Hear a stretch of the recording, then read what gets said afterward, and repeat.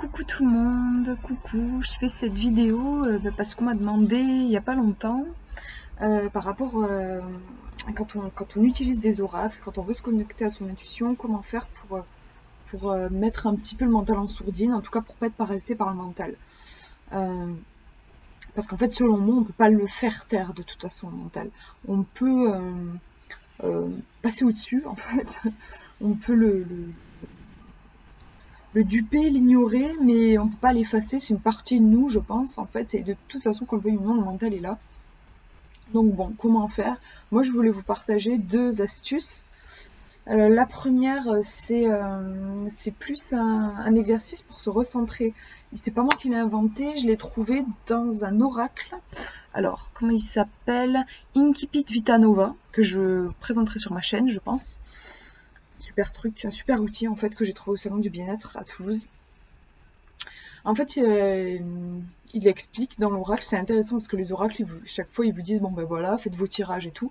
Et je trouve que, enfin moi, c'était la première fois que je voyais un oracle qui prenait en compte le fait que parfois, on n'est pas centré. Et à partir de là, notre tirage, il part dans tous les sens. Et du coup, il donnait un exercice pour un petit peu se purifier aussi. Il disait, ça peut être, des fois, vous êtes peut-être aussi parasité par des trucs, des ondes qui est autour de vous, enfin voilà. Donc, je trouve que ça va aussi avec le mental. C'est une forme de, vous êtes parasité par votre mental.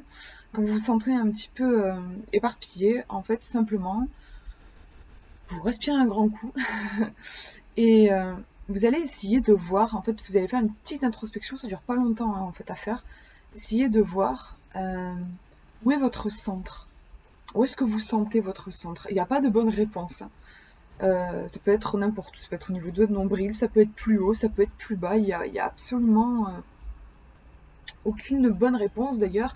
Des fois, moi, je le fais à différents moments et des fois, mon centre est pas au même endroit et il n'y a pas de souci avec ça. Simplement, en fait, déjà, ça va vous aider à vous connecter, à vous ressentir. Déjà, c'est une façon de se recentrer. C'est une façon de, c'est comme une forme de méditation et vous n'êtes plus à l'écoute de votre mental là déjà. Une fois que vous avez votre centre, vous allez visualiser comme un œuf de lumière, une bulle de lumière, et vous allez l'imaginer grossir, grossir, grossir, grossir, jusqu'à ce que vous soyez englobé dans cette bulle de lumière, en fait. Au début, c'est vous qui contenez le centre, et en fait, à la fin, c'est le centre qui vous contient. Vous êtes contenu dans le centre. Donc ça prend pas longtemps du tout, et c'est super puissant. Et voilà, ça peut vous aider à avoir des tirages déjà qui sont plus alignés. Ça, c'est le premier conseil. Le second, c'est plus du coup dans une deuxième partie, une fois que vous avez fait ça, que vous tirez vos cartes. En fait, moi, un truc que je trouve super efficace, c'est de parler. Ça peut paraître un peu bizarre, mais ça fait une vraie différence entre avoir vos cartes devant vous et les interpréter comme ça, quoi, justement, vous voyez, je fais le geste, mine de rien, en fait, vous allez avoir tendance à tourner un petit peu dans vos pensées, dans votre mental. Et c'est pas pareil si vous verbalisez. Euh, donc bon, c'est vrai que c'est mieux d'être tout seul pour le faire, mais en général, quand on tire les cartes, on est dans un espace assez intime. Donc ouais, en fait, vous allez parler et vous arrêtez pas de parler en fait. Vous dites tout ce qui vous passe par la tête. Et vous pouvez ensuite, vous pouvez vous enregistrer si vous voulez. Moi personnellement, je ressens pas le besoin, mais vous pouvez, ça peut vous aider à lâcher prise en fait, complètement. Et dès que dès que vous retournez votre carte, vous attendez pas, vous parlez. Vous parlez, vous dites tout ce qui vous vient. Et même si vous vient rien, il faut le dire aussi en fait. Donc je sais pas, je vais improviser, par exemple, vous retournez et là, en général, on a toujours une sensation de ça vous plaît ou ça vous plaît pas, ou ça vous plaît moyen. Enfin, il y a déjà aussi au niveau des émotions. Donc par exemple, oula, là en fait, je sais pas, ça me dit rien. Je suis un petit peu en panique. J'ai l'impression que je vais pas du tout y arriver. D'ailleurs, il y a ce personnage là qui est en train de me regarder. J'ai l'impression qu'il me juge. Puis c'est vrai que j'avais pas remarqué, mais quelque part, il me rappelle un instituteur un petit peu. Et c'est vrai que je trouve que la carte a une ambiance qui est un petit peu scolaire. Il y a des formes géométriques, c'est très carré. Et vous voyez, en fait, vous parlez. Et même si, en fait, l'idée c'est vous savez pas ce que vous allez dire. J'avais trouvé ça super intéressant. Une fois, ça m'avait marqué, j'étais au collège et j'avais une prof qui me disait qu'elle décrivait, je crois, un mémoire ou un truc comme ça. Elle était passionnée sur un truc et elle crée un énorme dossier.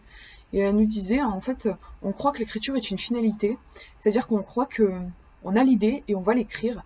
Et elle disait, en fait, le processus créatif dans l'écriture, c'est autre chose. C'est en fait, vous écrivez et c'est en écrivant que les idées vous viennent. Et c'est là qu'il y a un vrai truc puissant qui se passe. Et là, c'est pareil. En fait, vous allez parler et vous allez vous surprendre vous-même. Au début, vous avez peut-être l'impression qu'il se passe rien, mais en parlant, il y a des choses qui vont en sortir. Et après, voilà, il y a des gens qui peuvent aimer s'enregistrer parce que du coup, vous êtes complètement dans le lâcher prise en fait. Et ensuite, vous pouvez réécouter votre enregistrement et faire le lien avec votre question. Ça vous permet en fait d'avoir, quand vous avez plus l'habitude, c'est possible de faire les deux à la fois, c'est-à-dire à la fois vous verbalisez en même temps que vous interprétez. Enfin voilà, ouais c'est ça, si oui vous interprétez d'une certaine façon. Mais ça peut être intéressant de faire aussi les choses en deux temps. D'abord vous parlez, vous lâchez prise complet, vous laissez couler comme si c'était de l'eau qui jaillissait de votre bouche, vous laissez vraiment la source s'écouler, s'écouler, s'écouler. Et ensuite, vous réécoutez attentivement avec un œil curieux, comme s'il y avait des indices cachés dans ce que vous avez dit. Vous allez voir et faire les liens du coup avec votre question. Je sais pas, voilà, par exemple, si c'était, est-ce que cette relation, je sais pas, s'il y a une personne qui vous plaît, par exemple, vous avez envie d'aller vers elle, et, vous voulez savoir si c'est une personne qui est bonne pour vous, quoi, si c'est bon pour vous d'entamer une relation, vous savez qu'il y a une ouverture de son côté, vous voulez savoir si c'est le moment. Par exemple, vous tirez la carte dont je vous ai parlé avec les impressions que je vous ai dites là. Quand on interprète ensuite, dans un second temps, par rapport à la question, il y a quelque chose de... Sûrement, ce que ça vous dit là, dans mon exemple, c'est que la personne a peut-être un côté rigide, carré, qui correspond pas à votre personnalité, qui est peut-être vous avez peut-être un côté plus artiste, et du coup, cette relation va être compliquée. Enfin, en tout cas, si vous vous engagez dans cette relation, il va y avoir... c'est possible que vous vous sentiez limité, emprisonné, et ça risque d'être difficile à ce niveau-là. Après, si vous avez envie de travailler sur ça, ben, libre à vous. De toute façon, pour moi, il n'y a jamais vraiment de bon ou de mauvais choix. Mais vous voyez un petit peu voilà, la réflexion. C'est un truc c'est une technique que j'ai trouvée dans plusieurs livres voilà, sur l'utilisation des cartes. Je sais pas, au début, j'étais là, ouais, ok. En fait, je n'avais pas testé. Je sais pas, j'avais pas saisi l'importance du truc. Ça me paraissait tellement... Je voyais pas la différence, en fait. Entre parler dans ma tête et parler avec ma voix, je voyais pas tellement la différence, en fait. Pour moi, c'était pareil. Et je sais pas, un jour, il y a pas longtemps, je me suis retrouvée avec un oracle hyper intuitif. C'est l'oracle des murmures que je vous ai présenté il y a pas longtemps. Et en fait, ouais, il est hyper intuitif. Il y a que quelques mots sur dans le livret. Et il fallait vachement que j'aille chercher. Et en fait, je me suis mise à parler. Là, pour le coup, ça m'est venu, je me suis mise à parler. En fait, je me suis rendu compte, je me suis dit, waouh, j'ai réussi à choper des trucs, en fait, que sinon, j'avais pas. Oui, il y a aussi un autre détail rigolo, c'est que, voilà, sur ma chaîne, donc avec vous, je me suis mise des fois à présenter des tirages, à faire des tirages en direct sur moi. Et du coup, forcément, j'étais obligée de verbaliser pour que vous voyez un petit peu ce qui se passe.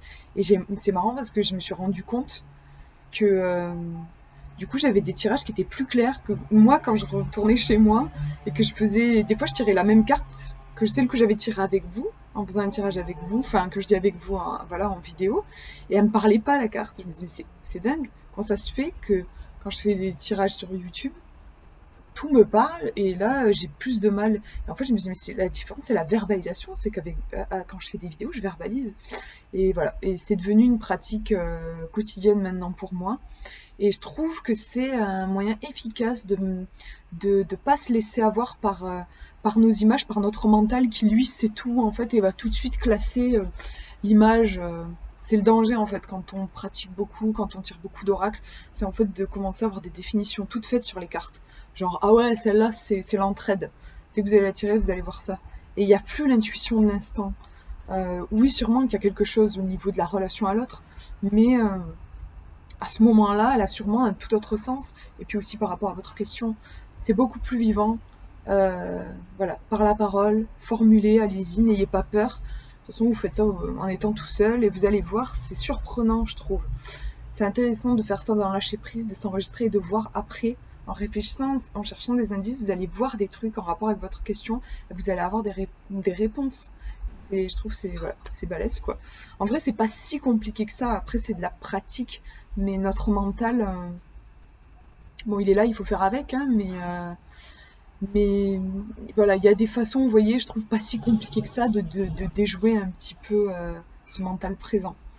Voilà, j'espère que ça vous aura plu, que ça vous aura intéressé. Et puis n'hésitez pas à mettre des commentaires si vous avez essayé, vous avez envie de faire part de votre expérience voilà, avec ces techniques-là. N'hésitez pas. Je vous fais de gros bisous.